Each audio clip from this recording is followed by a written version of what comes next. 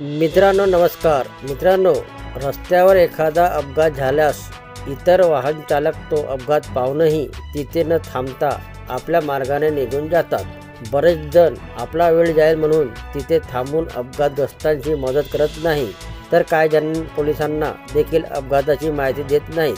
Police आपल्याकडे चौकशी करत बसतील, त्यांना मनस्ताप सहन करावा लागेल. पोलीस आपल्यालाच या अपघातात अडकवतील या भीतीने लोक अपघातग्रस्तांची मदत करणं टाळतात.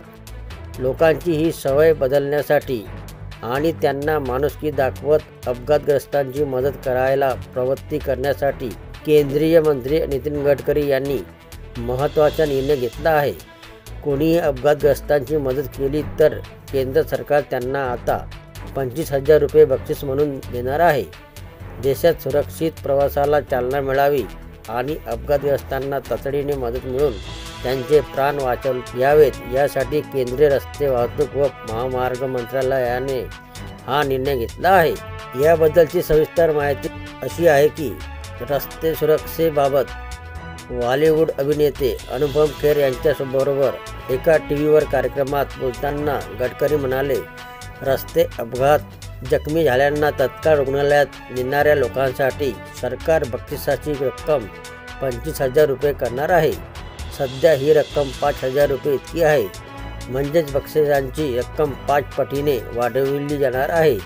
रस्त्यावर कोणीही एखादा अपघात पाहिला तर 1 तासाच्या आत अपघातग्रस्ताला रुग्णालयात नेणाऱ्या व्यक्तीला हे बक्षीस दिले जाईल.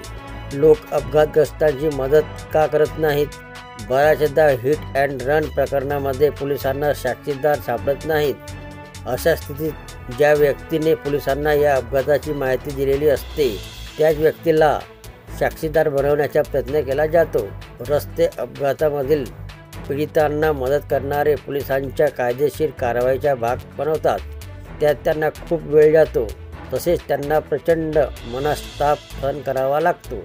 त्यामुळे अनेक जण पोलिसांना अपघातांची माहिती देणं टाळतात. काही घटनांमध्ये अपघातग्रस्तांनी मदत करणाऱ्या व्यक्तीला या अपघात प्रकरणात अडकवण्याची धमकी देऊन साक्षीदार बनवण्याचा प्रयत्न केला जातो. तर ही होती मित्रांनो नितीन गडकरी यांनी केलेल्या घोषणाबद्दलची माहिती.